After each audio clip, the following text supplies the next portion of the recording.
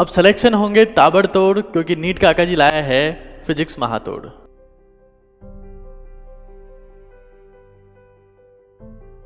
Hello students, I am Nikhil, your physics mentor at NEET Kaka JEE. नमस्ते विद्यार्थियों, मैं हूं निखिल। स्वागत करता हूं आप सभी का आपके इस चैनल नीट काका जी पर। तो हम लोगों ने न्यूटन्स लॉज ऑफ मोशन के सारे पार्ट्स को कंप्लीट कर लिया है बहुत अच्छे तरीके से, बहुत डिटेल में। उसका एक पार्ट है कंस्ट्रेंट मोशन, जो कि थोड़ा सा बच्चों को परेशान करता है और इसके ऊपर बेस्ड क्वेश्चंस भी आते हैं एग्जामिनेशंस में। In fact Newton's laws of motion से थोड़ा सा भी अगर अच्छा क्वेश्चन बनता है तो वो कंस्ट्रेंट मोशन से ही बनता है, ठीक है। तो कंस्ट्रेंट मोशन की अब हम लोग स्टडी करने वाले हैं। तो हम लोग सबसे पहले पूली कंस्ट्रेंट देखेंगे, और एक बात और समझिए कि हम बहुत ज्यादा डिफिकल्ट कंस्ट्रेंट्स के अंदर नहीं घुसेंगे। वो तो आपको मैं एलिमेंट्री आइडिया दूंगा कंस्ट्रेंट्स का, और उसके बाद फिर हम लोग डिफिकल्ट कंस्ट्रेंट्स में भी एंट्री ले लेंगे। एक बार एलिमेंट्री आइडिया इसका देंगे, और डिफिकल्ट कंस्ट्रेंट्स में वाया न्यूमेरिकल्स या तो आपको डीबीपीज में मिल जाएंगे कुछ, और या तो फिर अगर आपके पास वैसे न्यूमेरिकल देखने को मिलते हैं आपके किसी अगर वो क्वेश्चन बैंक में किसी बुक में है तो आप सॉल्व कर सकते हो, उसको डाउट्स में पूछ सकते हो। तो हम लोग बहुत ज्यादा टाइम इस डिफिकल्ट कंस्ट्रेंट्स में नहीं पूछेंगे, क्योंकि डिफिकल्ट कंस्ट्रेंट्स आजकल एग्जाम में नहीं आ रही। कंस्ट्रेंट से आते हैं क्वेश्चन बट बहुत सिंपल सिंपल, जैसे रॉड स्लिप हो रहा है तो लोअर एंड की क्या वेलोसिटी होगी या अपर एंड की क्या वेलोसिटी होगी, तो वो सारी चीजें। तो चलिए सबसे पहले हम लोग पूली कंस्ट्रेंट से स्टार्ट कर रहे हैं, ठीक है ना।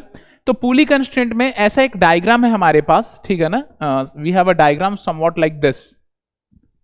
कुछ इस तरह से डायग्राम है हमारे पास कि एक ब्लॉक है, यहां पे समझना यहां पे क्या हो रहा है। We have a block like this, और इस ब्लॉक से इधर की ओर एक मास हैंग कर रहा है, और फिर यहां पर एक और पुली है, ठीक है ना, और इधर से एक और मास हैंग कर रहा। तो ये दो मासेज है हमारे पास, ठीक है ना। जैसा कि ठीक अभी आपको इस डायग्राम में दिख रहा था कि दो मासेज हैं ए और बी। तो यहां पे हमारे पास ये दो मासेज हैं, इस मास को मैं ए बोल रहा हूं, और ये वाली जो मास है हमारे पास ये मास बी है, ठीक है। तो होपफुली यहां तक क्लियर है आप लोगों को। ये जो डायग्राम है हमारी जो कंस्ट्रक्शन है, और यहां से ये पुली ऐसे हैंग कर रही है। तो इसमें कंस्ट्रेंट मोशन हमें क्या बताता है। कंस्ट्रेंट मोशन, देखो पहली बात कि कंस्ट्रेंट नाम क्या होता है। Constraint is a word which is used to describe that motion of one body is not independent of the motion of another body। मतलब A और B के जो मोशन से एक दूसरे से रिलेटेड हैं, एक दूसरे के इंडिपेंडेंट नहीं है। ऐसा कभी नहीं हो सकता कि A रुका हुआ है और B चलती जाए नीचे। ऐसा भी नहीं हो सकता कि A नीचे चलता जाए या A ऊपर उठ जाए और B अपनी जगह पे रुकी हुई हो, ऐसा नहीं हो सकता है। तो when motion of one body is bound with another body, that is when motion of two bodies are related to each other, in that particular case we say that the motion is constraint, ठीक है ना। तो ये constraint motion में यही है कि A और B की जो motions हैं वो एक दूसरे से related हैं। A और B independently move नहीं कर सकते हैं। ऐसा नहीं कि A independently move कर रहा और B independently move कर रही है। तो when the motions are not independent, when they are interconnected, when they rely upon each other, we say that the motion is constraint, ठीक है ना। तो इसीलिए इस टॉपिक को नाम दिया जाता है constraint motion। तो अब यहां पर A और B के बीच में जो रिलेशन एस्टेब्लिश करना है मोशन का, इसका पावर मेथड जो था वो तो मैंने आपको पहले ही बता दिया है, और वहां से बहुत इजीली आप दोनों के एक्सेलरेशंस को इंटररिलेट कर सकते हो। पावर मेथड भी है हमारे पास। मैं पावर मेथड के अलावा और मेथड्स आज आपको सिखाने वाला हूं, ठीक है। पावर मेथड जो सबसे इजीएस्ट मेथड होता है और एग्जाम के वक्त सबसे इफेक्टिव मेथड होता है, वो क्या बोलता है कि wherever tension become n times, acceleration becomes 1/n times. जहां पर भी टेंशन n टाइम्स हो जाती है वहां पर जो एक्सेलरेशन होता है वो 1/n टाइम्स हो जाता है। तो अब देखिए यहां पे जो टेंशन डिस्ट्रीब्यूशन है, जिसको भी हमने सीखा था कि मान लीजिए कि आप यहां पर टेंशन ले लेते हो T, तो यहां पर भी ऑटोमेटिकली T होगा, क्योंकि सेम स्ट्रिंग रन कर रही है। तो यहां पर 2T हो जाएगा, क्योंकि पुली के दोनों एंड्स पर नेट टेंशन सेम होना चाहिए, क्योंकि पुली मासलेस है तो उस पर नेट फोर्स 0 होना चाहिए। तो नीचे की ओर अगर पुली पे टेंशन T और T है तो ऊपर की ओर भी टेंशन 2T ही होनी चाहिए। मतलब नीचे टोटल 2T है तो ऊपर भी 2T होनी चाहिए। अब यहां 2T है, सेम स्ट्रिंग रन कर रही है, तो यहां भी टेंशन क्या हो जाएगी 2T। यानी कि tension eight position of A, आप देख सकते हो tension eight position of A is twice of the tension eight position of B, क्योंकि tension eight position of B केवल T है, जबकि tension eight position of A जो है वो 2T है। तो tension eight position of A is twice of the tension eight position of B, therefore acceleration of A जो हो जाएगा it is half of the acceleration of B, ठीक है ना। या तो आप ऐसे भी लिख सकते हो AB is equal to twice of AA। तो ये तो एक्सेलरेशन रिलेशन है। और बात ध्यान रखना कि जो एक्सेलरेशन रिलेशन होता है सेम वेलोसिटी रिलेशन होती है, सेम डिस्प्लेसमेंट रिलेशन भी होता है। मतलब कि अगर मैं VB की बात करूंगा, VB is equal to 2VA लिखोगे आप लोग, एंड सिमिलरली SB की बात करूंगा तो SB is equal to twice of SA। तो ये पावर मेथड तो याद है आप लोग को, लेकिन let us proceed now into this particular comparative diagram, और हम देखते हैं कि कंस्ट्रेंट से इसको कैसे देख सकते हैं, मतलब फिजिकली ऐसा क्यों होता है। तो समझना इस बात को। यहां पे मान लीजिए कि ये जो ब्लॉक B है वो नीचे आ रही है और ब्लॉक A जो है वो ऊपर उठ रहा है। लेट अस अज्यूम कि ये जो B है ये नीचे आ रही है और A जो है वो ऊपर उठ रहा है, ऐसा हम अज्यूम कर लेते हैं, ठीक है। तो यहां पे आपको दिखेगी कि B कितनी नीचे आई है। देखो सबसे पहले हम ये मान लेते हैं कि जो A है वो कितना ऊपर गया है, ठीक है ना। हम ऐसा मान रहे कि A जो है, अब इस डायग्राम और इस डायग्राम को कंपेयर कीजिए, ये पहले का डायग्राम है, ये बाद का डायग्राम है। तो यहां पे A जो है वो X ऊपर गया है, A has moved up by a distance X, ठीक है। यहां तक होपफुली क्लियर है। ऐसा मान लेते हैं कि मान लो कि A X ऊपर गया। अब A के साथ ये वाली पुली, A के साथ ये वाली पुली डायरेक्टली कनेक्टेड है, ये वाली जो पुली है। तो अगर A X ऊपर जाएगा तो ऑब्वियस ही बात है ये वाली जो पुली है वो X नीचे आएगी। समझ रहे हो ना, अगर A जो है वो X ऊपर उठ गया तो ये वाली पुली जो है वो X नीचे आ जाएगी। तो आप देख सकते हो कि ये वाली जो पुली है उसको X नीचे आता हुआ बनाया गया है, ये वाली जो पुली है उसको X नीचे आता हुआ बनाया गया है, ठीक है। अब समझना, ये वाली पुली अगर X नीचे आ गई, ये वाली पुली अगर X नीचे आ गई है, जैसा कि आपको दिख रहा है कि ये पुली जो है वो X नीचे आ गई है, तो पुली के दोनों ही साइड्स पर ये वाली जो स्ट्रिंग है यहां पर और यहां पर, मैं डायग्राम थोड़ा और बड़ा कर लेता हूं ताकि आपको अच्छे से दिखे, ठीक है ना। अब दिख रहा है आप लोगों को। तो ये जो पुली की दोनों ही साइड्स है, पुली के दोनों साइड्स पर यहां पर और यहां पर अगर आप कंपेयर करते हो या ये देखते हो, ये बाद में पुली यहां पर है, पहले पुली यहां पे थी, तो पुली के दोनों ही साइड्स पर एक्स अमाउंट ऑफ स्ट्रिंग बच गई हमारे पास। पुली यहां नीचे आ गई है, तो भैया ये और ये जो एक्स और एक्स अमाउंट ऑफ स्ट्रिंग है, ये जो टोटल स्ट्रिंग है इसको ढीला कर देगी। भाई any extra amount of string makes the system slack.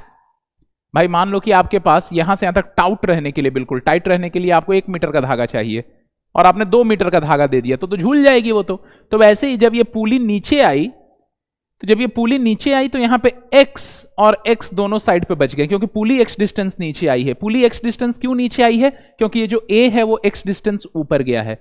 तो a जो है वो x डिस्टेंस ऊपर गया है तो पुली x डिस्टेंस नीचे आई है, और पुली क्योंकि x डिस्टेंस नीचे आई है तो पुली के दोनों साइड पे x और x अमाउंट ऑफ स्ट्रिंग बच गया है, जो कि सिस्टम की इस पार्ट को ढीला करना चाहेगा, झूल जाएंगी स्ट्रिंग। तो इसको वापस टाइट करने के लिए एक ही पॉसिबिलिटी है कि b जो है वो नीचे चली जाए, b नीचे जाएगी और वापस इसको टाइट कर देगी, मतलब नीचे गिर जाएगी b और वापस टाइट गिर जाएगी, मतलब टूट के नहीं गिर जाएगी। मतलब कि देखो x और x दोनों साइड पर एक्स्ट्रा स्ट्रिंग आ गई थी, दोनों साइड पे x और x एक्स्ट्रा स्ट्रिंग थी। अब इस x और x स्ट्रिंग को कंपेंसेट करना, कैसे कंपेंसेट होगा? तो b नीचे चली जाएगी और वापस टाइट कर देगी, यानी कि b को कितने नीचे जाना पड़ेगा? तो 2x नीचे जाना पड़ेगा। b को कितना नीचे जाना पड़ेगा? 2x, क्योंकि कितने स्ट्रिंग को कंपेंसेट करना है? x और x, यानी b को 2x नीचे जाना पड़ेगा। यानी कि अगर a जो है वो x ऊपर गया है तो b कितनी नीचे चली जाएगी? 2x नीचे चली जाएगी। तो यहां से हमें दिख रहा है कि displacement of b is twice of the displacement of a, है या नहीं? डिस्प्लेसमेंट ऑफ b जो है, क्योंकि a का डिस्प्लेसमेंट अगर x है तो b का डिस्प्लेसमेंट 2x होना चाहिए। तो displacement of b is twice of the displacement of a, मैं ऐसे लिख सकता हूं twice of the displacement of a। तो अब वेलोसिटी में भी सेम रिलेशन आएगा, तो therefore velocity of b is twice of velocity of a and acceleration of b is equal to twice of acceleration of a।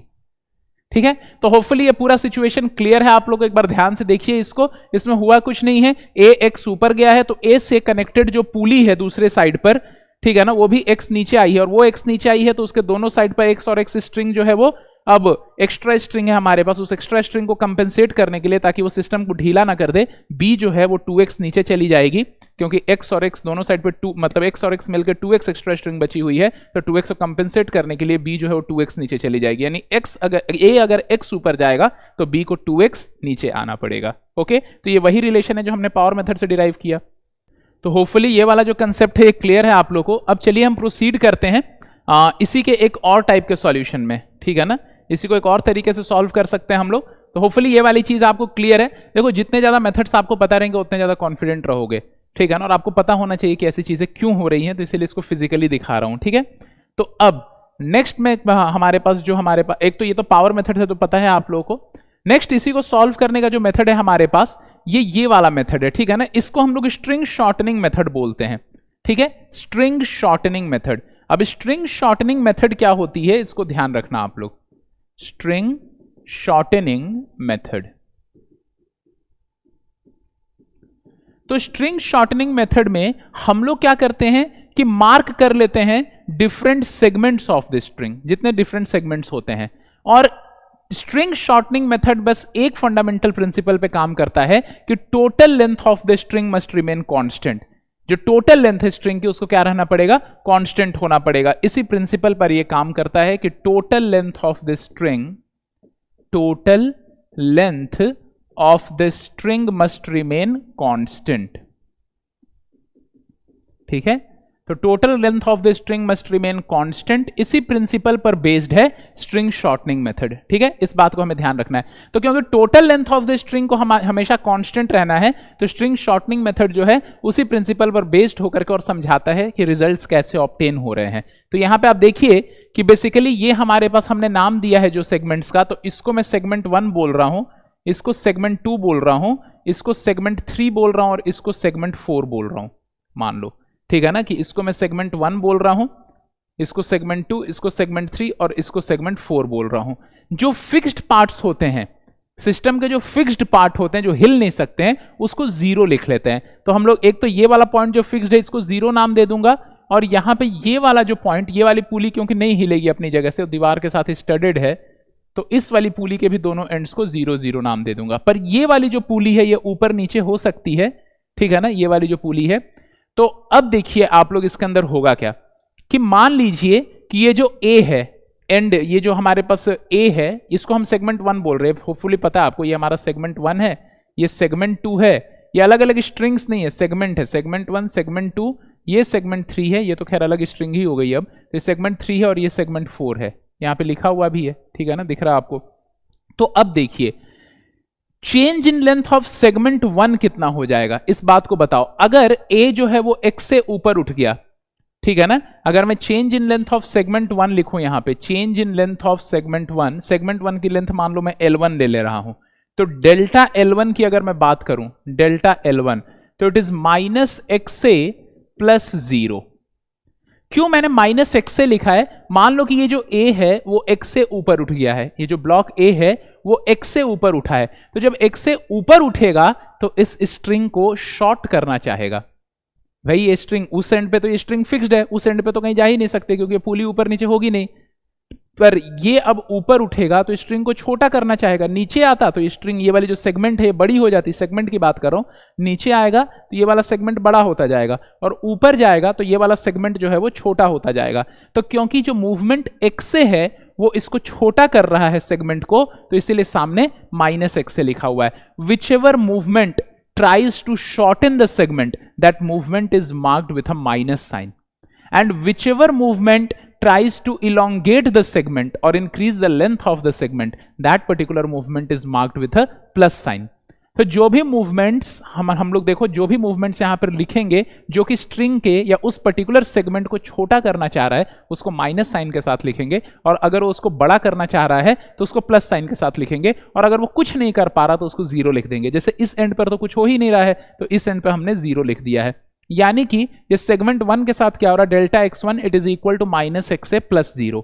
अब अगर मैं बोलता हूं सेगमेंट 2 के बारे में, तो सेगमेंट 2 यहां पर नीचे आ रही है, और सेगमेंट 2 कितनी डिस्टेंस नीचे आ रही है ये भी आपको दिख रहा है यहाँ पे। सेगमेंट 2 में मान लो कि सेगमेंट 2 में ये पुली है, तो पुली जो है इसको पुली 1 बोल रहा हूं मैं, ये तो या पुली ही बोल लो क्योंकि इस पुली को तो हम लोग गिन ही नहीं रहे। तो ये पुली जो है हमारे पास, ये पुली मान लो नीचे आ गई XP, पुली कितनी नीचे आ गई, XP नीचे आ गई। तो XP जब वो नीचे आई तो इस सेगमेंट को बढ़ाएगी या घटाएगी, ऑब्वियसली बढ़ाएगी, क्योंकि पुली जब नीचे आएगी तो ये वाला जो सेगमेंट है इसका लेंथ इंक्रीज होगा, जैसे नीचे आएगी तो इस सेगमेंट का लेंथ इंक्रीज होगा।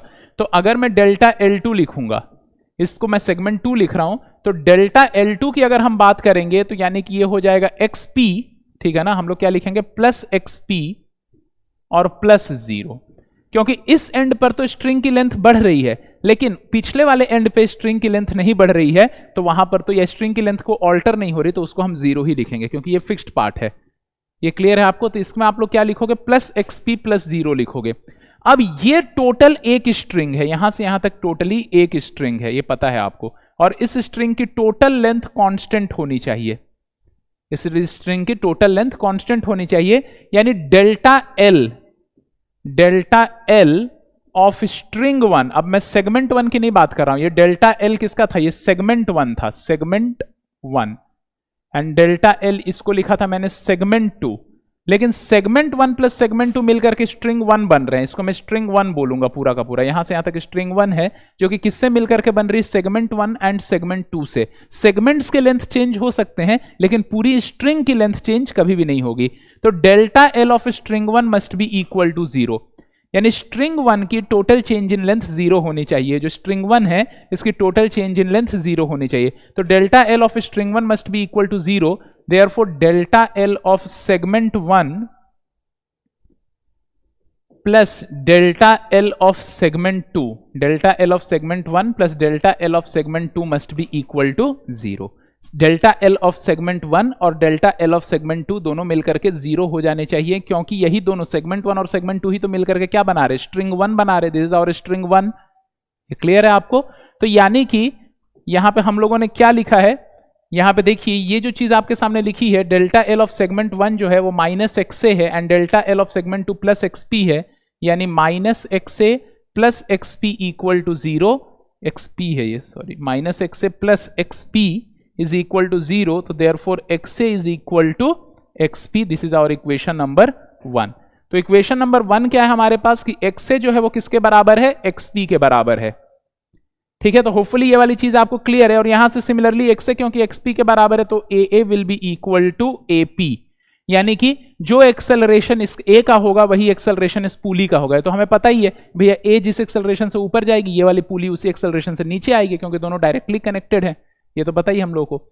अब हम अगर सेगमेंट 3 की बात कर रहे हैं, डेल्टा एल ऑफ सेगमेंट 3, ठीक है ना, डेल्टा एल ऑफ सेगमेंट 3 अगर मैं बोलूं सेगमेंट 3, तो सेगमेंट 3 में देखिए कि क्या हो रहा है, ये वाले एंड पर तो कोई भी ऑल्टरेशन नहीं है, पर उस एंड से ये नीचे आ रही है, इस एंड से क्योंकि नीचे आ रही है तो एक्सपी जो है सेगमेंट 3 को छोटा करना चाहेगी, तो इसको हम लिखेंगे माइनस एक्सपी प्लस 0।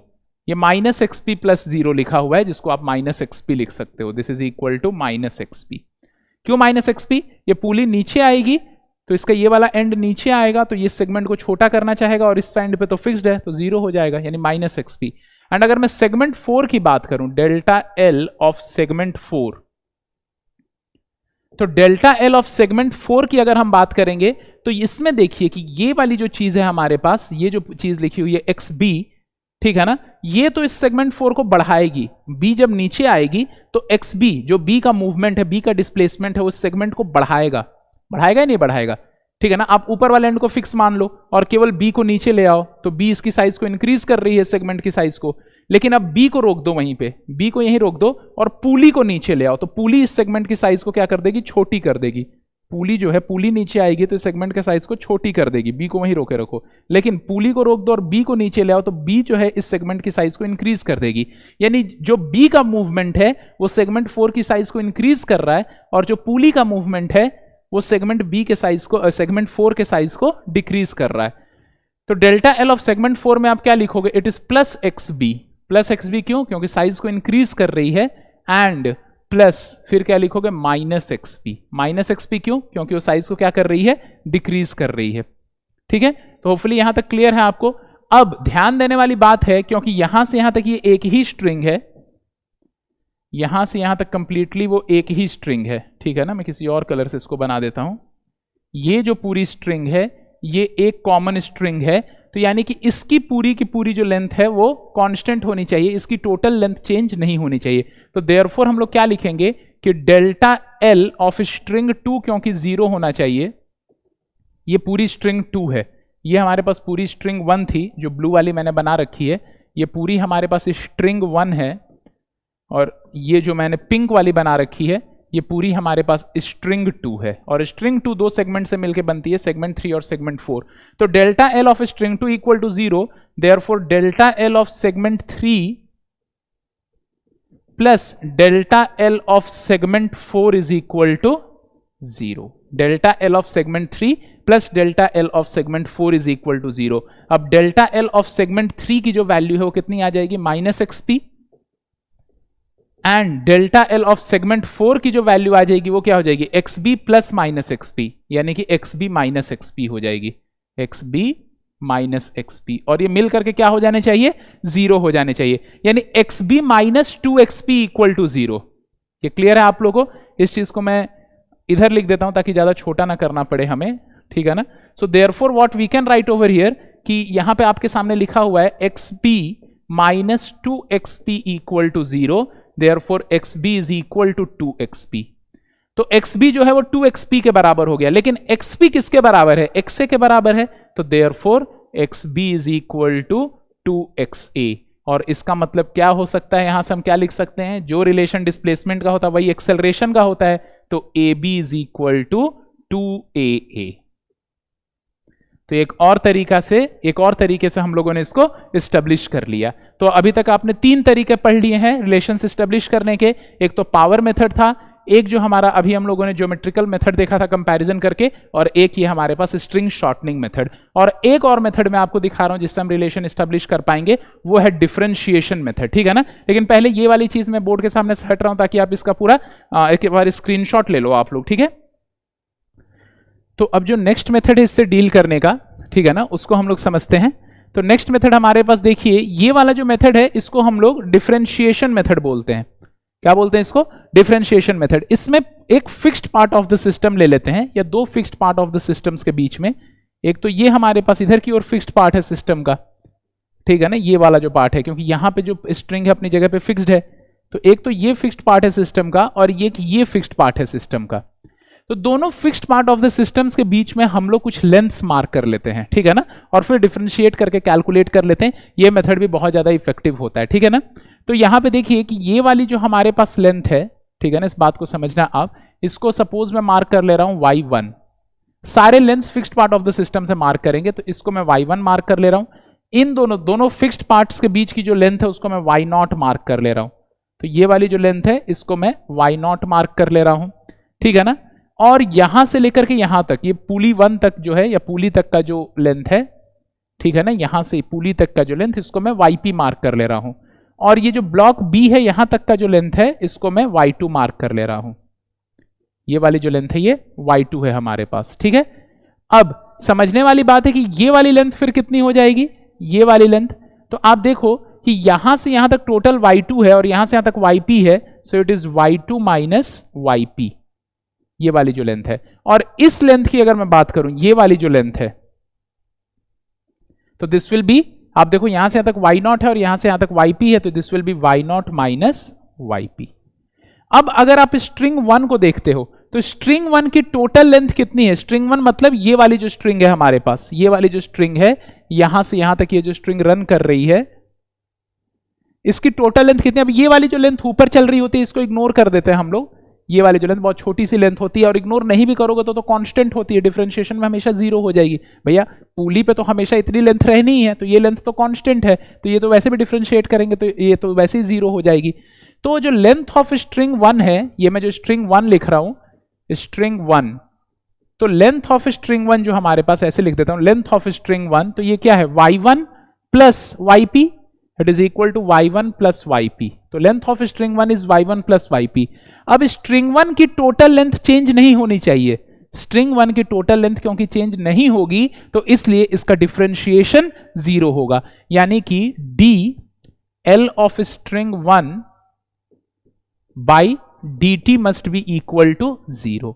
तो dl of string 1 by dt must be equal to 0। इसका यह मतलब नहीं होता बेटा, इस बात को समझना है, इसका यह मतलब नहीं होता है कि dy1 by dt equal to 0, ठीक है ना, dy1 by dt equal to 0 लिख लो आप, and dy2 by dt equal to 0 लिख लो। ये मतलब नहीं है, इन दोनों का जुड़ करके 0 होना चाहिए, ठीक है ना, इंडिविजुअली 0 हो ऐसा जरूरी नहीं है। तो देयरफॉर आप ऐसे लिखोगे dy1 plus yp by dt must be equal to 0, यानी दोनों जुड़ के 0 होने चाहिए, यानी कि dy1 by D t plus dyp by D t must be equal to 0। ये समझ रहे हो आप लोग, dy1 by D t plus dyp by D t is equal to 0।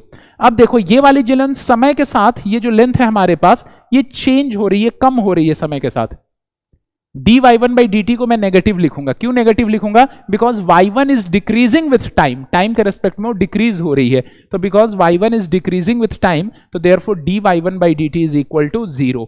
तो इसको मैं क्या लिखूंगा? This will be minus of v1। क्या लिखूंगा इसको? Minus of v1 plus dyp by D t की अगर मैं बात करूं, ये समय के साथ ये जो है या v1 जो है, ये हमारे पास वही एक्सेलरेशन ऑफ ब्लॉक ए है, va लिख लो रैदर, ठीक है ना।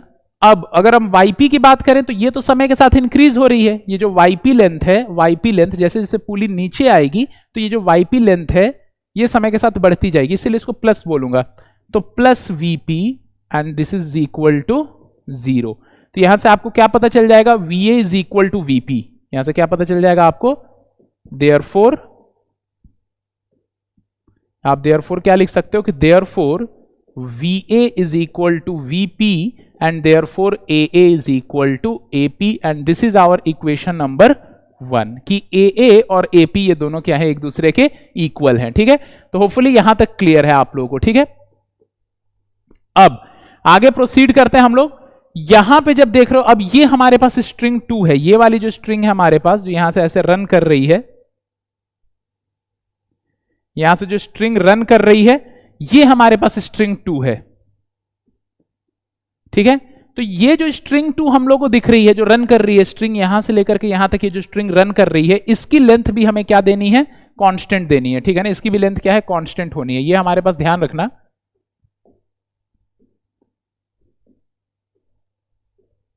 ठीक है ना, कि ये जो स्ट्रिंग है हमारे पास, इसको मैं स्ट्रिंग 2 बोल रहा हूं, ये जो पूरी पिंक वाली स्ट्रिंग है।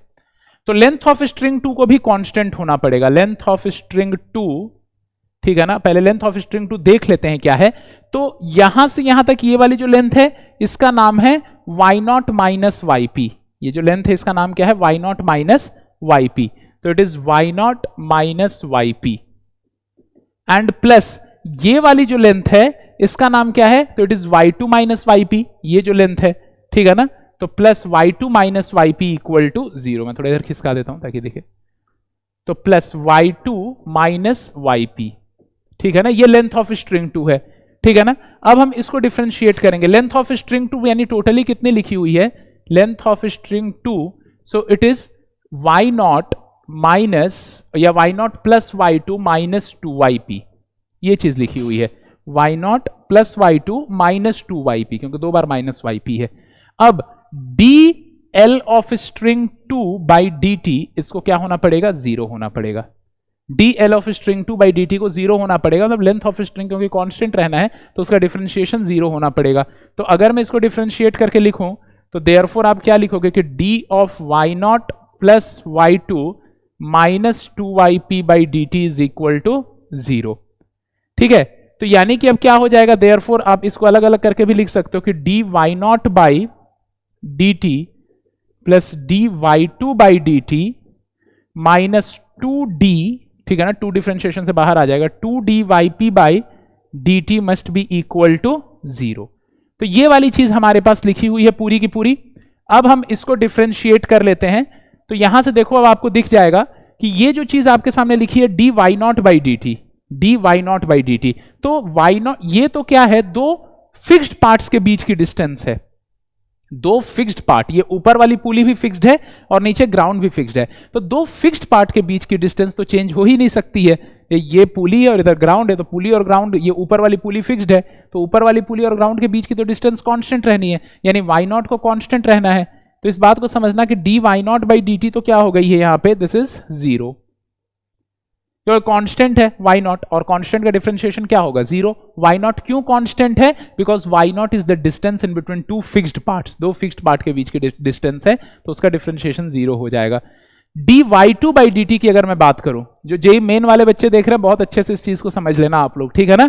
और नीट वाले भी समझ लोगे। तो देखो, कई बार बोलते हैं सर नीट में ये चीज नहीं आती है, हम क्यों समझें ये चीज। ऐसा कुछ नहीं कि नीट में नहीं आता है, ठीक है ना। पहली बात तो ये है कि कोई प्रीअजम्पशंस मत रखना किसी भी एग्जाम को लेकर के, आ गया गलती से तो रोते हुए फिरते फिरोगे पहले तो, ठीक है। दूसरी चीज कि अगर आप एक लेवल ऊपर तैयारी की हो, मैं ये नहीं बोल रहा कि एब्सोल्युटली नेक्स्ट लेवल पे चले जाओ, आइंस्टाइन बन जाओ, ये नहीं बोल रहा हूं, लेकिन अगर आप एक लेवल ऊपर रहोगे तो नीट में होने की दावेदारी वहां पे पेश कर पाओगे। सब अगर सेम लेवल पे वहां पे पहुंचोगे ना, केवल जो नीट में आता है, केवल नीट में आता है, उसको पढ़ने उसको समझने के लिए तो किसी टीचर की जरूरत नहीं है, किसी कोचिंग की जरूरत नहीं है, समझ रहे हो। लेकिन क्या आप अफोर्ड कर सकते हो इतना बड़ा रिस्क लेना, जबकि बाकी सारे बच्चे अच्छा पढ़ रहे हैं और बाकी सारे बच्चे अच्छे लेवल पे तैयारी कर रहे हैं और अच्छी अच्छी किताबें पढ़ रहे हैं, समझ रहे हो। तो ये जो बहानेबाजी करते रहते हैं ना नहीं पढ़ने वाले कि ये तो नहीं आता, हम क्यों पढ़े, नहीं आता क्यों पढ़े, लेकिन जो लोग पढ़ करके अच्छी अच्छी चीजें पढ़ करके और जब नीट में जब जाते हैं ना तो वहां पर मतलब कि वो दूसरों के मुकाबले बहुत अच्छा परफॉर्म करते हैं। जब सचिन तेंदुलकर को पाकिस्तान में जाकर के शोएब अख्तर को फेस करना होता था, तो इंडिया में तो शोएब अख्तर जैसा बॉलर ही नहीं है, तो कैसे मतलब शोएब अख्तर, क्योंकि उस वक्त तो बॉलिंग मशीनें वगैरह भी नहीं इंट्रोड्यूस हुई थी, बहुत कम लेवल पे इंट्रोड्यूस हुई थी, तो सीमेंटेड पिच पे प्रैक्टिस किया करते थे। सीमेंट की पिच हुआ करती थी और उस पे इंडियन बॉलर से ही बॉलिंग कराया करते थे। तो सीमेंट की पिच पे तो बॉल स्पीड से आती है, तो लगभग फिर उनकी स्पीड उतनी हो जाती थी, थोड़ी सी शोएब अख्तर की स्पीड से भी ज्यादा हो जाती थी सीमेंट की पिच पे। तो भैया जिसका मुकाबला करना है उससे एक स्टेप ऊपर उठ करके और प्रैक्टिस करनी पड़ती है, समझ रहे हो आप लोग। जैसे कि शोएब अख्तर का जब मुकाबला करना होता था 160 की स्पीड का जब मुकाबला करना होता, तो आज तो बॉलिंग मशीनें हैं जो बैट्समैन है लगभग 170 के स्पीड पे बॉलिंग मशीनों से बॉलिंग करा के और प्रैक्टिस करते हैं अगर मिचेल स्टार्क वगैरह की बॉलिंग को फेस करना होता है। तो जब नीट में आप बैठ रहे हो तो नीट के क्वेश्चंस तभी कर पाओगे जब एटलीस्ट एक लेवल ऊपर आपने तैयारी की हुई हो, समझ रहे हो। तो बाकी चीजें तो खैर बहानेबाजी ही हैं, नहीं पढ़ने वाले को तो एक से एक बहाना चाहिए और पढ़ने वालों को कोई बहाना नहीं चाहिए, पढ़ते हैं दम लगाकर, ठीक है। तो d y naught by D t is equal to 0, ऐसा तो है, तो फिजिक्स ही है, ऐसा तो नहीं कि हिस्ट्री पढ़ाई जा रही है कि भैया ये आएगा ही नहीं नीट में। इसकी क्या रीजन है कि नहीं आएगा, बहुत सिंपल सी चीज है, आपको नीट में क्वेश्चन देके बोल सकता है इसका एक्सेलरेशन ये है तो इसका एक्सेलरेशन बताओ, ठीक है ना, बहुत ईजी क्वेश्चन हो सकता है। और जेई मेन वाले तो खास तौर पर इसको समझे, ठीक है। तो d y naught by D t तो 0 हो गई क्योंकि दो कांस्टेंट पार्ट्स के बीच की डिस्टेंस है। D y two by D t minus 2 d y p by D t जो है इसको क्या होना पड़ेगा, इक्वल टू 0 होना पड़ेगा, ठीक है।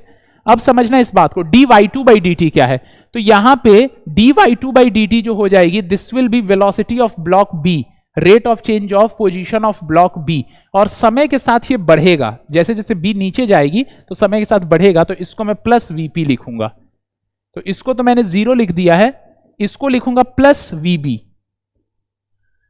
और plus 2 d y p by D t. तो d y p by D t क्या हो जाएगी, अब ये y p d y p by D t जो है ना यहां समय के साथ, तो इसकी जगह पे आप क्या करोगे, इस बात को समझना, ठीक है ना, ये बहुत आसान है, ठीक है ना, इस चीज को हमें सीखना है। तो 2 d y p by D t जो है ना इसकी जगह पे हम लोग क्या लिखेंगे यहां पे, तो इसका ये जो पुली की वेलोसिटी है, और पुली भी समय के साथ नीचे जा रही है, और क्योंकि पुली समय के साथ नीचे जा रही है तो ध्यान देने वाली बात यह है कि ये भी मतलब कि इसके लिए भी मैं पॉजिटिव ही लिखूंगा। तो ये जो चीज लिखी हुई है -2 और इसको मैं लिखूंगा वीपी, इसको लिखूंगा वीपी इक्वल टू 0, ठीक है ना, -2 वीपी इज इक्वल टू 0। तो होपफुली ये वाली चीज आपको क्लियर हो गई है। तो यानी कि ये हो गया VB minus 2 VP is equal to 0 और VB is equal to 2 VP, ठीक है ना। तो VB is equal to 2 VP आ गई है, और मतलब यानी कि आप ये भी लिख सकते हो AB is equal to 2 AP, पर AP किसके बराबर है, A के बराबर है, तो therefore AB is equal to 2AA। तो यहां से फिर से हमारे पास ये रिलेशन जो है ये एस्टेब्लिश हो गया है। ये क्लियर है। तो मैंने तीन क्या 4 मेथड से सेम चीज तो करके दिखाया। एक तो पावर मेथड जो सबसे इजीएस्ट होता है ज्यादातर बच्चों के लिए, wherever tension becomes n times acceleration becomes 1/n times, तो ये पहला मेथड था, ठीक है ना। उसके बाद जो दूसरा मेथड था हमारे पास कि मैंने कंपैरेटिव डायग्राम बना करके किया, तीसरा मेथड स्ट्रिंग शॉर्टनिंग मेथड, चौथा मेथड डिफरेंशिएशन मेथड। तो ये डिफरेंशिएशन मेथड देख लीजिए, ठीक है, and this is also very easy, ठीक है। तो होपफुली ये पूरा का पूरा आपको क्लियर हो चुका है, ठीक है। अब मैं ऐसे ही और एग्जाम्पल्स आप लोगों के सामने पेश कर रहा हूं, 2 और एग्जाम्पल्स, पावर मेथड से भी जिसको कर सकते हो, इवन अदरवाइज ये जो बाकी के मैंने 3 मेथड्स बताए उससे भी कर सकते हो। मैं उनके डायग्राम्स दिखाऊंगा सिचुएशन के, और ये आपको अपने नोटबुक में करना है। हालांकि मैं डायग्राम्स में सारे पैरामीटर्स मार्क कर दूंगा, ठीक है ना, बट करना आपको खुद से अपने नोटबुक में, ताकि आप प्रैक्टिस कर जाओ। मैं करता जाऊंगा तो आप लोग नहीं सीख पाओगे, इस बात को समझना, इसके लिए आपको ही करना पड़ेगा, ठीक है। तो यहां पर देखिए, ये वाला हमारे पास अब डायग्राम है, ठीक है ना।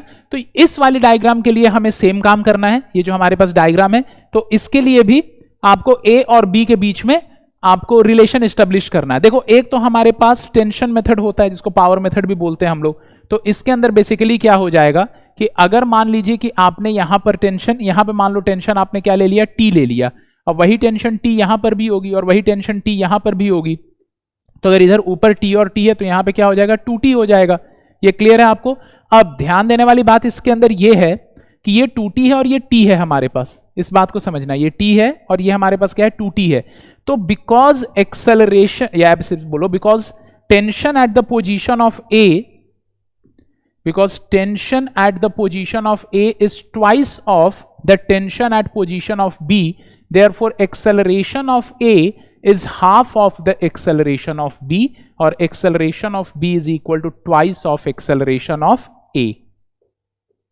ठीक है, तो यहां से ये रिलेशन तो हमें टेंशन मेथड से डायरेक्टली पता चल गई है, लेकिन इसी चीज को एस्टेब्लिश हमें करना है अगल बगल डायग्राम बना करके, ठीक है ना। तो यहां से आपको दिख रहा है, ठीक है ना, ये जो पूरी की पूरी मैंने डायग्राम बना रखी है कि देखो, अगर ए जो है मान लो वो एक्स ऊपर गया, तो ये वाली जो पुली है ये ए के साथ डायरेक्टली एसोसिएटेड है। ये जो पुली है ये ए के साथ डायरेक्टली एसोसिएटेड है, तो ये पुली भी एक्स ऊपर चली जाएगी। ये पुली भी कितनी ऊपर चली जाएगी, तो आप देख सकते हो ये जो पुली है वो कितनी ऊपर उठ गई है, एक्स ऊपर उठ गई है।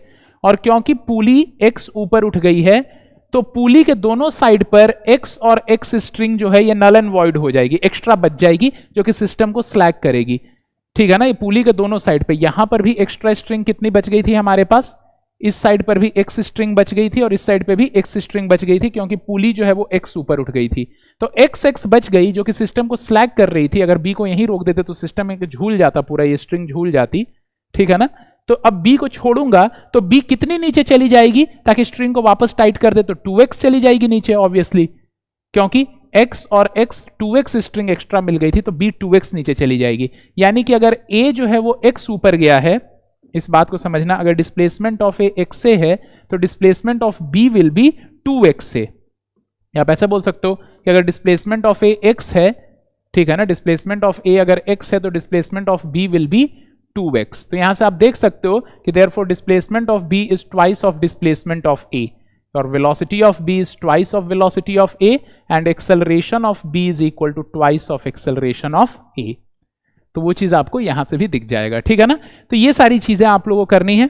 फिर यहां पर ये हमारे पास स्ट्रिंग शॉर्टनिंग मेथड है। ये क्या हमारे पास, स्ट्रिंग शॉर्टनिंग मेथड, जहां पे हम लोग फिक्स्ड पॉइंट को 0 0 मार्क कर लेंगे। तो ये हमारे पास फिक्स्ड पॉइंट है 0 0 और एक 0 हमारे पास यहां पर है, ठीक है। तो अब मान लीजिए कि हम लोग यहां पे सेगमेंट मार्क कर रहे हैं, हमारे पास सेगमेंट 1 है, सेगमेंट 2 है और ये हमारे पास सेगमेंट 3 है। तो इस बात को समझना कि सेगमेंट 1, सेगमेंट 2 और सेगमेंट 3 ये तीनों एक ही स्ट्रिंग है। इस पर्टिकुलर केस में यहां से लेकर के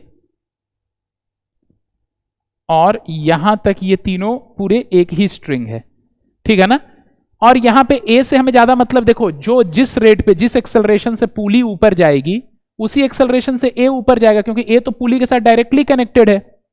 इस बात को समझना, जो एक्सेलरेशन पुली का होगा वही एक्सेलरेशन ए का होगा, क्योंकि ए जो है वो पुली के साथ डायरेक्टली कनेक्टेड है, ठीक है ना। आप चाहो तो इतना बड़ा ए यहां पर नहीं भी बनाओ,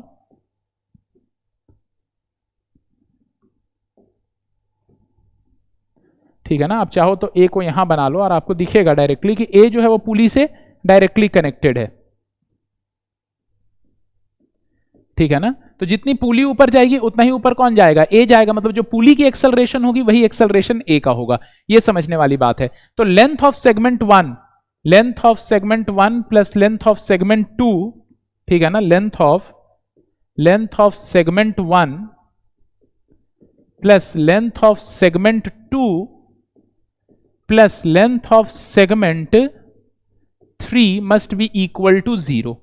length of segment 1 plus length of segment 2 plus length of segment 3 is equal to 0, ठीक है ना। मतलब delta length, change in length, वैसे लेंथ नहीं 0 है, चेंज इन लेंथ की बात कर रहा हूं। Change in length of segment 1 plus change in length of segment 2 plus change in length of segment 3 equal to 0। जुड़ के 0 होंगे, इंडिविजुअली 0 नहीं होंगे। इंडिविजुअली तो चेंज होगा लेकिन टोटल चेंज 0 होना चाहिए। ऐसा इसलिए कि as delta l of entire string must be equal to 0। पूरी स्ट्रिंग की जो डेल्टा एल है, क्योंकि वो 0 होनी चाहिए और स्ट्रिंग मिल के किससे बनी है, तो लेंथ ऑफ स्ट्रिंग जो है, length of string is equal to length of segment 1 plus length of segment 2 plus length of segment 3।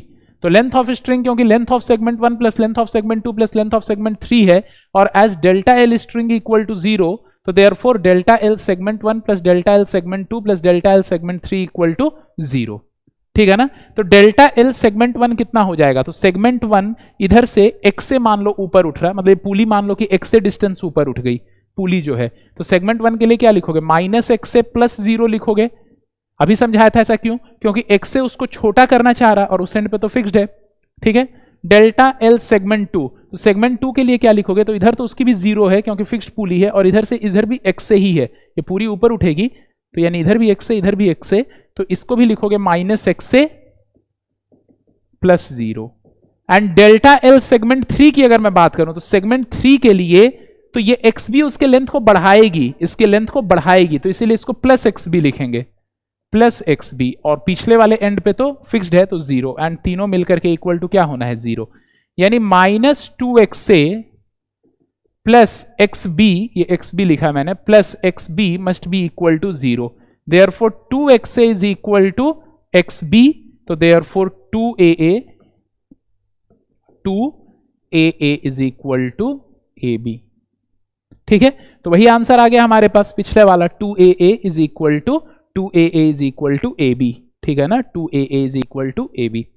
फिर तीसरा मेथड इसको सॉल्व करने का डिफरेंशिएशन मेथड है। डिफरेंशिएशन मेथड से भी हम सॉल्व कर सकते हैं। तो फिक्स्ड एंड से यहां तक की जो डिस्टेंस है, ठीक है ना, इसको फिक्स्ड एंड मान ले रहे हैं, ये हमारे पास फिक्स्ड एंड है। ऊपर वाला लेंथ तो कभी चेंज होगा नहीं, तो उसको देखने की जरूरत नहीं है, और इसके ऊपर का भी लेंथ कभी चेंज नहीं होगा, तो उसको भी मत देखो। ठीक है ना। तो इसको हम डिफरेंशिएशन मेथड से भी कर सकते हैं। तो ये वाली जो डिस्टेंस है हमारे पास, इसकी वैल्यू कितनी है, ya, इसको ya लिया गया है, तो ये ya है, तो ये भी हमारे पास ya हो जाएगी, और इसको yb ले लिया गया है। तो यानी कि टोटल लेंथ जो होगी ya, एक ही स्ट्रिंग है अब हमारे पास, एक ही स्ट्रिंग है जो कि ये पूरी की पूरी है, यानी ya प्लस yb, यानी कि 2ya प्लस yb, ये total length of the string है। This is L total of string. अब अगर मैं इसका डिफरेंशिएशन करता हूं, d of 2ya plus yb by dt, तो it is d of length total, या total length of string, total string by dt। लेकिन total length of the string को क्या होना चाहिए, 0 हो जाना चाहिए। Total length of the string का डिफरेंशिएशन क्या होना चाहिए, 0 हो जाना चाहिए। यानी d 2ya plus yb by dt is equal to 0। तो यानी कि हम लोग यहां पे क्या लिखेंगे कि d of 2ya by dt plus d of yb by dt, और इसको मिलकर के इक्वल टू 0 होना पड़ेगा। अब d of yb by dt हमारे पास, ये हमारे पास क्या हो जाएगा, अब देखो d of 2ya by dt, 2 को आप बाहर भी ले सकते हो यहां से, ठीक है ना, मैं इसको इस साइड पर लिख लेता हूं। तो 2 dy बाई dt प्लस फिर से क्या लिखा हुआ, d yb बाई dt, और इसको क्या हो जाना चाहिए, 0, यानी 2 dy बाई dt। अब समय के साथ ये देखो ya क्योंकि कम हो रही है, इस बात को समझना, जैसे जैसे ये पुली ऊपर उठेगी तो जो ya लेंथ है छोटा होता जाएगा। तो क्योंकि समय के साथ ya कम हो रही है, तो इसका डिफरेंशिएशन माइनस साइन लग करके आता है, rate of change is negative, इसका मतलब ये होता है। तो 2 इंटू इसको लिखेंगे -va प्लस, और जो b है, जो ये वाली सेगमेंट है, वो समय के साथ yb क्योंकि बढ़ती जाएगी जैसे जैसे b नीचे जाएगी, तो इसको मैं लिखूंगा vb प्लस vb। ठीक है ना, दिस इज इक्वल टू 0। यहीं से आपको पता चल गया कि vb is equal to 2va, और क्योंकि vb 2va के बराबर है, तो therefore ab is equal to 2aa। तो इसको भी हम लोगों ने तीनों मेथड से देख लिया। ठीक है, तो होपफुली आपको समझ में आ गया। देखो ऐसा भी हो सकता है कि चीजें एक बार में समझ में नहीं आए, अच्छी पुस्तकें, अच्छी किताबें, अच्छे कंसेप्ट हो सकता है एक बार में समझ में ना आए, बार बार उनको पढ़ना पड़ता है। पहले मैंने एक बार बताया, शास्त्र सुचिंतित पुनि पुनि देखी, भूप सुवेशित बस नहीं लेखी। मतलब जो भी अच्छी किताबें होती हैं, बार बार अध्ययन करने के बाद भी उनको बार बार अध्ययन करते रहना पड़ता है, ताकि हमारे मस्तिष्क के ज्ञान में बनी रहें वो। ठीक है ना, ठीक उसी तरह से जैसे कि राजा के दरबार में बार बार हाजिरी लगानी पड़ती है अगर उससे हमें कोई काम निकलवाना हो तो इस बात को समझना है कि हो सकता है एक बार में नहीं समझ में आए, तो आप बार बार थोड़ा बहुत रिपीट करके देखो, अल्टीमेटली समझ में आ जाएगा। Revision is the key to success, बार बार आपको रिवाइज करना पड़ेगा इसको। ठीक है, टॉपर्स में और नॉर्मल स्टूडेंट्स में ये अंतर होता है, टॉपर्स बार बार उन चीज़ों को करके और तब तक करते रहते हैं जब तक उनको नहीं आ जाता, जब तक उनको फुल कॉन्फिडेंस नहीं आ जाता है, और समय के साथ बार बार उन कंसेप्ट्स को वापस रिविजिट भी कर रहे होते हैं ताकि वो भूल ना जाए। शास्त्र चिंतित पुनि पुनि देखी। लेकिन जो नॉर्मल स्टूडेंट्स होते हैं वो एक बार देखा नहीं आया, अरे यार डिफिकल्ट है, हटाओ, तो अपने बस का नहीं है, IIT का है, ये एडवांस का है, ऐसा सोच लेते हैं, मतलब खुद के साथ बहानेबाजी करते हैं। ये बहानेबाजी नहीं चलेगी। अगर आपको अव्वल दर्जे का रैंक चाहिए, प्राप्त करना है, तो आप लोगों से अनुरोध है कि खूब मेहनत कीजिए, क्योंकि यही मेहनत करने का भी समय नहीं देती है लाइफ के कभी आगे किसी मोड़ पर जाकर के सोचोगे आप लोग कि काश उस वक्त मेहनत कर लिया होता। अब तो मेहनत करने का भी कोई फायदा नहीं है, उम्र निकल गई, या अब हो सकता मेहनत करके उतना फल ना हम प्राप्त कर पाए, वह परिणाम ना प्राप्त कर पाए जो उस वक्त शायद मेहनत करके कर लिया होता। तो मेहनत से मत भागो आप लोग, यही कुछ समय है आपके पास, 1 आध साल का समय है, और जो ड्रॉप करे उनके पास तो लगभग 2 महीने का समय है, ठीक है ना, मतलब कि जो नीट 2021 से पहले। तो बहुत अच्छे से आप लोग इसको प्रैक्टिस करो, ठीक है ना, बहुत अच्छे से, क्योंकि जितना अभी भी समय है, इंसान जहां जागता वहीं सवेरा हो जाता। तो अभी से भी अगर आप दम लगा करके करोगे तो काफी नजदीक चले जाओगे आप लोग अच्छे रैंक के, ठीक है। सो अब हम आगे प्रोसीड करते हैं। ये वाला क्वेश्चन है और इस वाले क्वेश्चन को मैं आप लोगों को दे रहा हूं खुद से करने के लिए, ठीक है ना। तो यहां पर भी एक सिंगल स्ट्रिंग है जो यहां से यहां तक पूरी रन कर रही है, और इस क्वेश्चन को आप लोगों को खुद से सॉल्व करना है। तो पहले मेथड में तो मैंने मार्किंग वगैरह कर दी है रिलेशन को एस्टेब्लिश करने के लिए, ठीक है ना। तो यहां से रिलेशन देखो बहुत इजीली आप एस्टेब्लिश कर पाओगे, ठीक है ना। ये जो यहाँ पे मार्किंग आप लोगों के सामने की गई है कि भाई ए कितना, ए को यहाँ पे मान लीजिए कि ए जो है वो x से ऊपर चला गया है, ठीक है ना। बी जो है मान लो कि वो XB ऊपर गई है, और सी मान लो XC नीचे आई है। समझ रहे हो आप लोग, यहाँ पे देखो ए जो है, ए अगर x से ऊपर गया है, ए कितना ऊपर गया है, x से, ठीक है। तो ए अगर x से ऊपर चला गया तो यहां पर इस साइड पे ये जो पुली है, ठीक है ना, यहां पे इसकी बात कर रहे हैं हम। ये भी बात कर ले रहे हैं कि ए बी जो है वो कितनी ऊपर चली गई है, तो बी XB ऊपर चली गई, और सी जो है वो कितनी नीचे आ गई है, XC नीचे आ गई है। तो आप स्ट्रिंग शॉर्टनिंग से देख लो, ये पूरे की पूरी स्ट्रिंग में यहां पे आप इसको क्या मार्क कर लोगे, 0 0 0 0 मार्क कर लोगे। आप क्या मार्क कर लोगे, 0 0 0 0, ठीक है, क्योंकि वो फिक्स्ड एंड है। अब समझो इस वाले सेगमेंट के लिए क्या लिखोगे, तो ये x से ऊपर गया तो इस वाले सेगमेंट के लिए लिखोगे -x से +0। इस वाले सेगमेंट की बात करूं तो, ठीक है ना, क्योंकि ये ऊपर उठ गई है। इस वाले सेगमेंट की अगर बात करूं, इस वाले सेगमेंट की, तो ये भी ऊपर उठी है, ठीक है ना।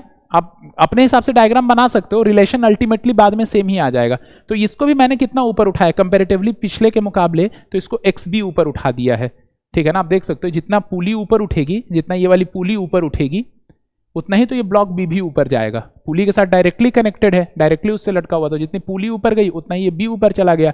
हम मान रहे हैं कि पुली जो है वो XB ऊपर गई है। ये जो पुली है पहले के मुकाबले दिख रहा है आपको कितनी ऊपर चली गई, XB। तो पुली अगर XB ऊपर चली गई तो ये दोनों एंड्स उसके XB ऊपर उठ गए हैं। यानी यहां पर भी इस सेगमेंट की भी अगर मैं बात करूं, इस वाले सेगमेंट की, तो इस वाले सेगमेंट के लिए लिखूंगा -XB +0। -XB +0 क्यों लिखूंगा इस सेगमेंट के लिए, उसका क्या रीजन है, क्योंकि उसको छोटा कर रहा है। इस वाले के लिए भी लिखूंगा -XB +0, क्योंकि XB ऊपर उठी है। और इस वाले के लिए क्या लिखूंगा, तो ये XC नीचे आ गई है और ये इसको बड़ा कर रही है, तो इसको लिखूंगा +XC +0, क्योंकि पिछले साइड पे इसका भी 0 है। और ये सब मिलकर के इक्वल टू क्या हो जाने चाहिए, 0 हो जाने चाहिए। Total change in length must be equal to 0, क्योंकि ये पूरी की पूरी एक ही स्ट्रिंग है। तो यानी कि आप लोग क्या लिखोगे, -x से -2xb -2xb, ठीक है ना, and +XC is equal to 0, ठीक है। तो अब अगर आप इसको उधर ले जाते हो तो यहां क्या लिखा हुआ है, XC -x से लिखा हुआ है। अगर आप इसको इधर ले जाओ तो क्या लिखा हुआ है आपके सामने, XC -XA is equal to 2xb।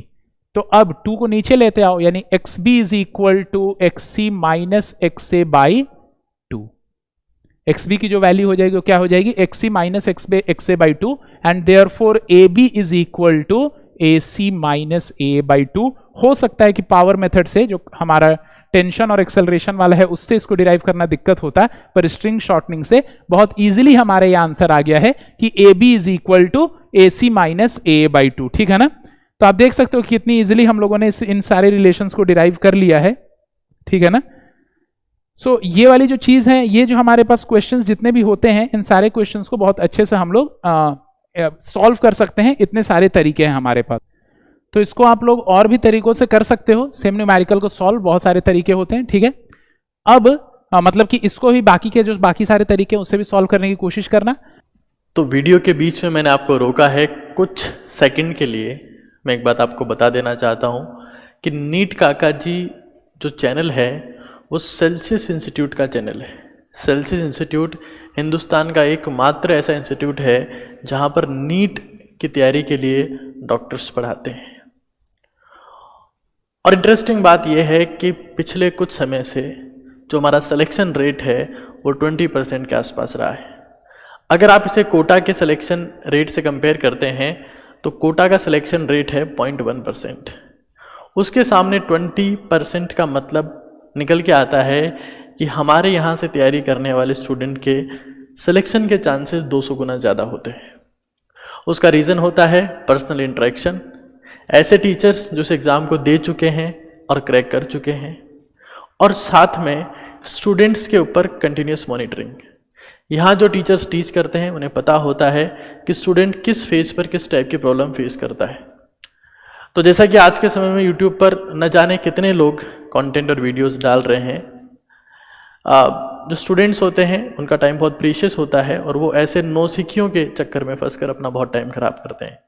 मैं आपसे गुजारिश करूँगा कि ये उन लोगों का प्लेटफॉर्म है जो पास्ट में सैकड़ों सिलेक्शन दे चुके हैं और थाउजेंड्स ऑफ एस्पिरेंट्स को टीच कर चुके हैं। आपके प्यार और सहयोग के लिए बहुत बहुत धन्यवाद। मैं उम्मीद करता हूँ कि अब आने वाले समय में पूरे हिंदुस्तान से स्टूडेंट्स यहाँ पर प्रिपरेशन के लिए आएंगे। वैसे आ रहे हैं, लेकिन अब कुछ सीरियस बच्चे यहाँ पर आएंगे जिन्हें वास्तविकता में हिंदुस्तान को टॉप करना है। Thank you so much. अब मैं आपको एक शॉर्टकट बता रहा हूँ इसके लिए, ठीक है ना। इसको पुली शॉर्टकट भी बोलते हैं। तो पुली शॉर्टकट बेसिकली होता क्या है, व्हाट इज पुली शॉर्टकट? तो pulley shortcut states that the acceleration on both sides of the pulley is average of the, या आप ऐसे बोल सकते हो कि the acceleration of the pulley is average of the accelerations on both sides of the pulley. ठीक है ना, इस बात को समझना। The acceleration of the pulley, the acceleration of the pulley is average of the accelerations, okay, is average of the accelerations on both the sides of the pulley, on both the sides of the pulley। तो ये समझने वाली बात है इसमें कि the acceleration of the pulley is average of the accelerations on both the sides of the pulley. अब समझते हैं इस केस में होगा क्या। ठीक है, देखो इस बात को समझना आप लोग, ये बहुत ज्यादा इंपॉर्टेंट है ये वाली जो चीज मैं आपको समझा रहा हूं, क्योंकि इजिली बहुत सारे अच्छे अच्छे क्वेश्चन इससे कर सकते हो। तो समझना कि मान लो कि आपके पास कोई पुली है जो कि मोशन कर रही है, ठीक है ना। अच्छा, जिधर पुली मोशन कर रही होती है उसी डायरेक्शन को पॉजिटिव ले लेते हैं for the sake of simplicity. तो यहां पे मान लीजिए कि पुली मोशन कर रही है और ये पुली का जो एक्सेलरेशन है वो मान लो कि एपी है, डाउनवर्ड्स, एपी डाउनवर्ड है पुली का एक्सेलरेशन, और इसके इस एंड का एक्सेलरेशन मान लो A1 डाउनवर्ड है और इसके इस एंड का एक्सेलरेशन A2 डाउनवर्ड है। तो यहां पे जो AP की वैल्यू आएगी, AP will be equal to A1 plus A2 by 2। जो AP आएगी वो किसके बराबर हो जाएगी, A1 प्लस A2 बाई 2। मान लो कि एक एंड ऊपर जा रहा है, AP तो नीचे आ रही है, और एक एंड नीचे आ रहा, मान लो A2 नीचे आ रहा, और A1 जो है ये वाला एंड ये ऊपर जा रहा है। तो इस केस में भी हम लोग क्या लिखेंगे, AP इज इक्वल टू, यहां पे इधर लिख देता हूं, यहीं पे AP is equal to A2 minus A1 by 2। इस बात को समझना, जिस डायरेक्शन में पुली मूव कर रही होती है उसी डायरेक्शन को पॉजिटिव ले लेते हैं, ठीक है ना। तो पुली नीचे जा रही है, A2 भी नीचे जा रहा, तो A2 को पॉजिटिव लेंगे और A1 को नेगेटिव ले लेंगे, तो A2 plus minus A1 by 2 यानी A2 माइनस A1 बाई 2 हो जाएगा। ठीक है, अच्छा एक एंड मान लो कि रुकी हुई ही है, ये वाली एंड मान लो इसकी रुकी हुई है, फिक्स्ड है, और एक एंड पे ही मोशन हो रहा है, ठीक है ना। मान लो इधर एक्सेलरेशन जो है वो AP है और इस एंड का एक्सेलरेशन A है, ठीक है ना। तो आप यहां पे क्या लिखोगे, इस जगह पे लिखोगे AP is equal to A plus 0 by 2। इधर A है पर इधर तो कोई एक्सेलरेशन है ही नहीं, 0 है, यानी AP इज इक्वल टू क्या हो जाएगा, A बाई 2 हो जाएगा। तो होपफुली ये पूरी की पूरी चीज जो है ये आप लोगों को क्लियर है, ठीक है ना। अब इसी के बेसिस पे हम लोग अपने जो हमारे जो अभी कंडीशंस थे, जो भी न्यूमेरिकल्स थे, उनको हम लोग वापस रिविजिट कर सकते हैं, ठीक है ना। तो हमारे जो भी डायग्राम्स थे उसको हम लोग ये पूली शॉर्टकट मेथड से भी देख सकते हैं। जैसे कि फॉर एग्जांपल हमारा पहला डायग्राम ये है,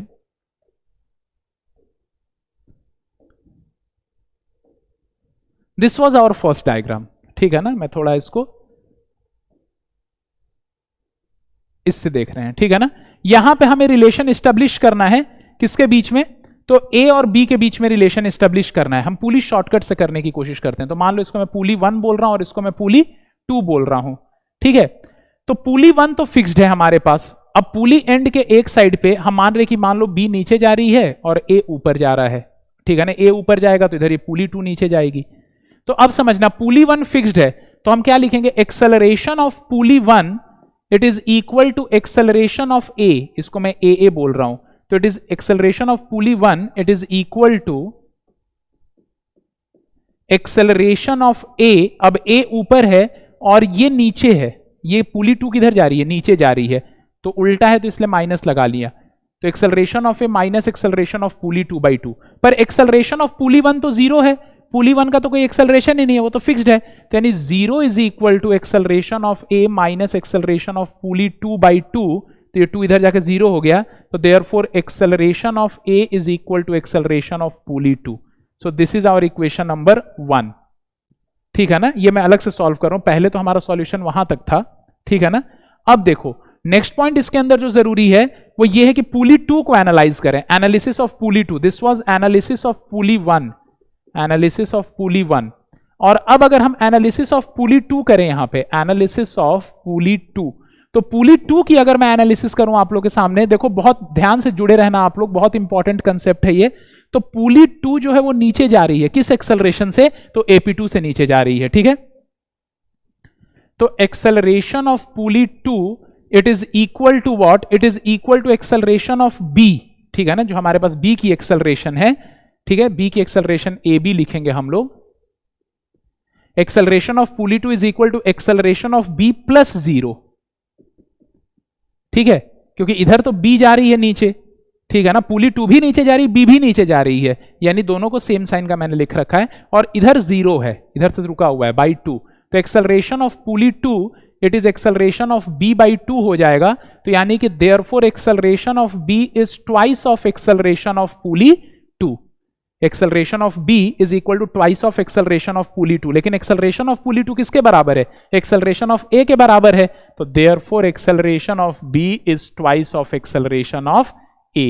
वही रिजल्ट आ गया हमारे पास। एक्सेलरेशन ऑफ B, यहां से भी क्या लिखा हुआ था, acceleration of B is twice of acceleration of A, है या नहीं है। AB is equal to 2AA।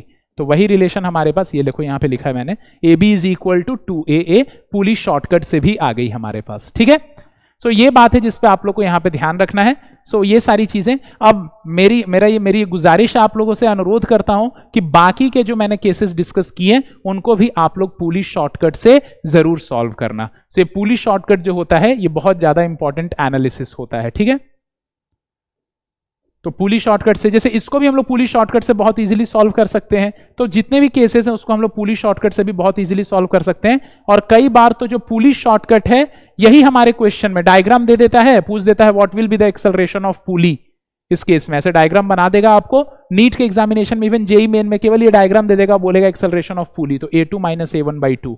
ये समझ रहे हो। तो ऐसे आपको डील करना होता है। मान लो पूली ही एक्सेलरेट नहीं कर रही होती, इवन पूली की जो एक्सेलरेशन अगर 0 हो जाए, ठीक है ना, if AP is equal to 0 और इस साइड पे मान लो एक्सेलरेशन आपका कुछ A2 है और इस साइड पे एक्सेलरेशन मान लो आपका A1 है और AP की वैल्यू अगर 0 हो गई है तो AP इज इक्वल टू आप क्या लिखोगे, A2 minus A1/2। But if AP is equal to 0 तो A2 is equal to A1 अगर AP की वैल्यू क्या हो जाए 0, if AP is equal to 0, ठीक है ना। तो अगर AP की वैल्यू 0 हो जाए तो ये A2 किसके बराबर हो जाएगा, A1 के बराबर हो जाएगा। So this was pulley shortcut. तो इस हिसाब से हम लोग ये पूरी की पूरी स्टडी करते हैं, ठीक है। तो ये हमारे पास जो थे सेगमेंट्स है, ये हम लोग के ध्यान देने वाली बात है कि जो हमारा न्यूमेरिकल था, जो थर्ड वाला केस था, उसी का ये डायग्राम है स्ट्रिंग शॉर्टनिंग मेथड से। डायग्राम मैंने पहले ही बना रखा है आप लोगों के लिए, ठीक है ना, ताकि आप लोग इसको जब सॉल्व करो तो ज्यादा समस्या ना आए, ठीक है। अब हम आगे प्रोसीड करते हैं क्वेश्चंस पे। तो ये जो क्वेश्चन है हमारे पास, इस क्वेश्चन के अंदर लिखा हुआ है कि in the arrangement of 3 blocks as shown in the figure the string is inextensible. यहां पे जो स्ट्रिंग है ये खींच नहीं सकती है। If the direction of accelerations are as shown in the figure, जो फिगर में दिख रहा है ऐसा एक्सेलरेशन है, then determine the constraint relation. इसका मतलब यही बोल रहा है आपसे कि डिटरमाइन करो कि रिलेशन क्या होगा A1, A2 और A3 के बीच में। और इसको पावर मेथड से करना हो सकता है थोड़ा डिफिकल्ट हो जाए, लेकिन स्ट्रिंग शॉर्टनिंग से बहुत इजीली आप लोग इसको कर सकते हो। तो बहुत सारे तरीके हैं इसको करने के। मैं कंपैरेटिव डायग्राम्स बना करके इसको कर सकता हूं, ठीक है ना, डिफरेंशिएशन मेथड से इसको कर सकता हूं। तो बहुत सारे तरीके हैं इसको करने के, ठीक है। तो चलिए हम लोग, ये वाला एंड तो इसका फिक्स्ड है, ये तो आपको पता है कि ये वाला एंड जो है वो फिक्स्ड है। अब क्योंकि ये वाला एंड इसका फिक्स्ड है, यहां से यहां तक की जो डिस्टेंस है इसको मैं x1 मान लेता हूं, यहां से यहां तक की जो डिस्टेंस है उसको मैं x2 मान लेता हूं, यहां से यहां तक की जो डिस्टेंस है इसको y1, और यहां से यहां तक की जो डिस्टेंस है इसको y2 मान लेता हूं। पर ध्यान देने वाली बात है, क्योंकि सिमेट्रिक सिचुएशन है तो y1 और y2 ये दोनों बराबर रहेंगे, तो दोनों को मैं क्या मान लेता हूं, y मान लेता हूं। इसको भी y मान लेता हूं और इसको भी y मान लेता हूं, ठीक है। और ध्यान देने वाली बात है कि पूरी की पूरी एक ही स्ट्रिंग है, यहां से यहां तक ये पूरी की पूरी एक ही स्ट्रिंग है, ऐसे रन करती हुई जा रही है ये। तो total length of the string constant होनी चाहिए, नहीं होनी चाहिए। Total length of the string is constant. अब मैं स्ट्रिंग शॉर्टनिंग से अगर आपको दिखाऊं तो ये हमारे पास फिक्स्ड एंड है 0 वाला, और ये भी फिक्स्ड एंड है 0 वाला। तो इधर से मान लो कि ये वाली जो है वो x1 डिस्टेंस आगे बढ़ गई कुछ, ठीक है ना। टोटल लेंथ से भी आप कर सकते हो। टोटल लेंथ से करोगे तो क्या लिखोगे, x1 plus 2y plus x2, जो total length of the string है, अगर उससे करना चाहो तो total length of the string is x1 plus 2y plus x2। This is the total length of the string, L total of string. तो L total of string is x1 plus 2y plus x2, ठीक है ना। तो therefore अब यहां पे आप क्या लिखोगे कि d L total of string upon dt must be equal to 0, यानी d of x1 plus 2y plus x2 by dt must be equal to 0। इस बात को समझना, d of x1 plus 2y plus x2 by dt must be equal to 0। तो d of x1 by dt plus 2 d of y by dt plus d of x2 by dt must be equal to 0। इस बात को हमें समझना है, ठीक है ना। d of x1 by dt plus 2 dy by dt plus d of x2 by dt must be equal to 0। तो यानी कि यहां पे क्या हो जाएगा, d of x1 by dt। Now what is d of x1 by dt? तो d of x1 by dt की अगर आप बात करोगे तो इट इज वेलोसिटी। देखो इसको प्लस बोलोगे या माइनस, तो माइनस बोलोगे। क्यों माइनस बोलोगे, उसका क्या रीजन है, क्योंकि समय के साथ ये जो a1 है, समय के साथ ये आगे बढ़ रहा है। क्यों इसको हम माइनस बोलेंगे, क्योंकि समय के साथ ये आगे बढ़ेगा तो ये छोटी होती जाएगी, ये वाली जो सेक्शन है ये छोटी होती जाएगी, तो इसलिए इसको माइनस v1 बोलेंगे। Plus 2 into D Y by D T. अब dy बाई डी टी समझो, तो ये y तो समय के साथ बढ़ती जाएगी, तो इसको मैं लिखूंगा प्लस, इसको मैं a3 लिखा हुआ है y वाली, तो आप डायरेक्टली v3 इसको लिख लो, v3 एंड प्लस dx2। तो इसको वापस माइनस लिखना पड़ेगा क्योंकि समय के साथ ये कम हो रहा है, तो minus of v2 must be equal to 0। तो अगर आप उनको उस साइड पर ले जाओ तो लिख सकते हो 2v3 is equal to v1 plus v2। तो यानी कि यहां से आपका आंसर आ जाएगा v3 equal to, therefore v3 is equal to v1 plus v2 by 2 और a3 is equal to a1 plus a2 by 2।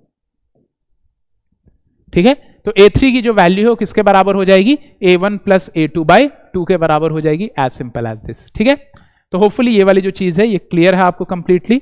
तो इसको करने के और भी तरीके थे, मैंने तो डिफरेंशिएशन मेथड से कर दिया, इसको स्ट्रिंग शॉर्टनिंग से भी कर सकते थे। इसको फिक्स मान के मानते कि ये x1 आगे खिसक गई है, अगर आप इसी को स्ट्रिंग शॉर्टनिंग से करना चाहते तो मान लो कि ये x1 आगे खिसक गई है, तो लिखते माइनस x1 प्लस 0। इसको मान लो कि x2 आगे खिसक गई है, तो इसको लिखते माइनस x2 प्लस 0। माइनस इसलिए क्योंकि उसकी साइज को छोटा कर रहा है, और ये मानते y डिस्टेंस नीचे खिसक गई है, तो इसको लिखता मैं प्लस y प्लस 0, और इस एंड पे भी y आगे खिसक गई है तो प्लस y प्लस 0। ये टोटल चेंज इन लेंथ है इनको मिलकर 0 होना पड़ेगा। तो इस मेथड से भी कर सकते थे, यानी -x1 -x2 plus 2y must be equal to 0। -x1 -x2 plus 2y equal to 0, तो 2y is equal to x1 plus x2 और y equal to x1 plus x2 by 2। तो वही रिलेशन आ गया। आप डिफ्रेंशिएट करो तो a3 equal to a1 plus a2 by 2 आएगा। तो यही सारे तरीके हैं इसको सॉल्व करने के, ठीक है। तो होपफुली ये वाला जो न्यूमेरिकल है ये कंप्लीटली क्लियर है आप लोग को, ठीक है। तो चलिए अब नेक्स्ट न्यूमेरिकल पे हम लोग आगे प्रोसीड करते हैं, ठीक है।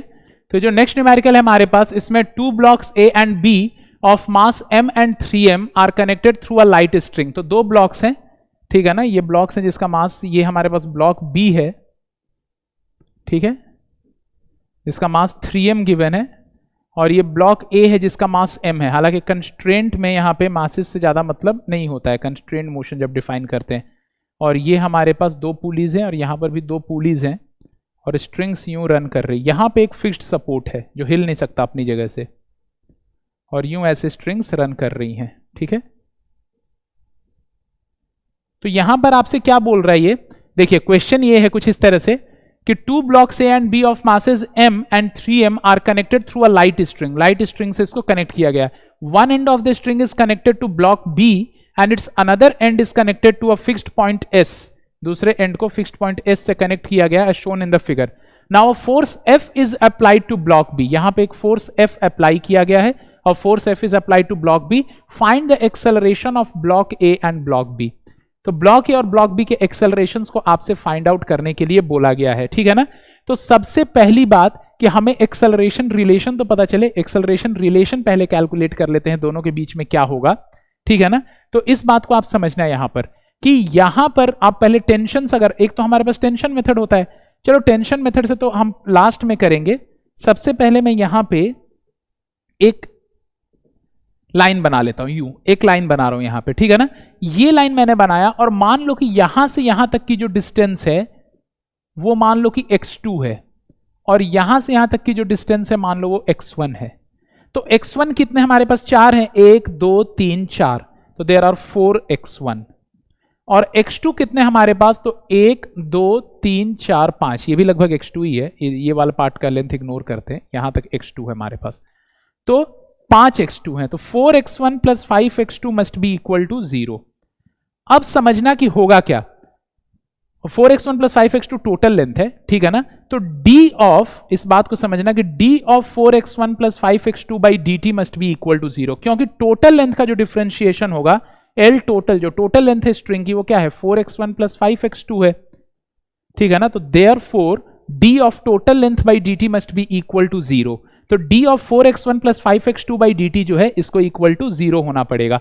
तो अब अगर आप इसको अलग अलग करके लिखते हो तो therefore d of 4 x1 by dt plus d of 5 x2 by dt must be equal to 0। अब यहां से 4 बाहर ले लो, यानी 4 dx1 by dt plus 5 dx2 by dt must be equal to 0, यानी 4 इंटू, अब dx1 बाई dt की जो वैल्यू है समय के साथ ये x1 कम होता जाएगा। इस बात को समझना, जैसे जैसे ये आगे बढ़ेगी ब्लॉक तो ये सारे x1 समय के साथ क्या होते जाएंगे, कम होते जाएंगे। तो 4 इंटू dx1 बाई dt को मैं क्या नाम दूंगा, -v1। क्यों, क्योंकि रेट ऑफ चेंज नेगेटिव है, समय के साथ x1 जो है वो क्या होता जाएगा, कम होता जाएगा। लेकिन वहीं x2 की बात करूं तो इसको प्लस v2 बोलूंगा, क्योंकि समय के साथ x2 जो है वो बढ़ती जाएगी। तो 4 माइनस, मतलब कि 4 into -v1 plus 5 into plus v2 and this is equal to 0। तो 4v1 यानी -4v1 इक्वल टू 5v2 हो गया हमारे पास, ठीक है। तो -4v1 इज इक्वल टू हमारे पास 5v2 है। तो देयरफॉर यहां से हमारा जो आंसर आ रहा है, ठीक है ना, या -5v2 है, -4v1 इक्वल टू -5v2, तो therefore v1 is equal to 5/4v2, ठीक है ना। And therefore a1 is equal to 5/4a2। तो जो a1 होगा वो 5/4a2 हो जाएगी। होपफुली ये वाली चीज आपको क्लियर है कि जो a1 है वो किसके बराबर हो जाएगी, 5/4a2 के। तो एक्सेलरेशन रिलेशन तो हम लोगों ने कैलकुलेट कर लिया, ठीक है ना। अब हम लोग एक्चुअल एक्सेलरेशन कैलकुलेट कर सकते हैं, ठीक है। अच्छा ध्यान रखना, ऐसा ही क्वेश्चन जेईई मेन में पहले आ चुका है और सेम क्वेश्चन जो है वो नीट में भी आ सकता है, बिल्कुल सेम क्वेश्चन। इसमें जेई मेन में आपसे ऐसा पूछ लेता है कि what is acceleration of A with respect to b, ठीक है ना, what is acceleration of A with respect to b, और rather what is acceleration of b with respect to a. So acceleration of b with respect to a is acceleration of b minus acceleration of a. अब acceleration of B जो हो जाएगी, ठीक है ना, या acceleration of A with respect to B मान लो आपसे पूछ ले, क्योंकि जो जेई वाला था वैसे ही बिल्कुल बना देता हूं, acceleration of A with respect to B, so it is acceleration of A minus acceleration of B, यानी कि a1 माइनस a2, ठीक है ना। तो a1 की वैल्यू कितनी है 5/4 a2 एंड माइनस a2 लिखूंगा, यानी हमारा जो आंसर आ जाएगा ये हो जाएगा a2/4।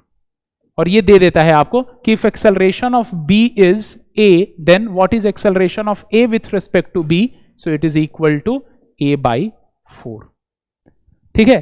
तो ऐसा आपका कैलकुलेट करना होता है। तो this was all about the pulley constraints, जो पुली कंस्ट्रेंट है। तो अब जो हमारा नेक्स्ट क्लास होगा वो बेसिकली बेस्ड होगा वेज कंस्ट्रेंट्स एटसेट्रा पे, और वहीं से हम लोग फिर फ्रिक्शन में भी एंट्री ले लेंगे। मतलब नेक्स्ट क्लास में हाफ ऑफ द क्लास में हम लोग वेज कंस्ट्रेंट वगैरह पढ़ेंगे, और उसके बाद हमारी जो एंट्री है वो फ्रिक्शन में हो जाएगी। So that's all for today, thank you. अब सिलेक्शन होंगे ताबड़तोड़, क्योंकि नीट काका जी लाया है फिजिक्स महातोड़।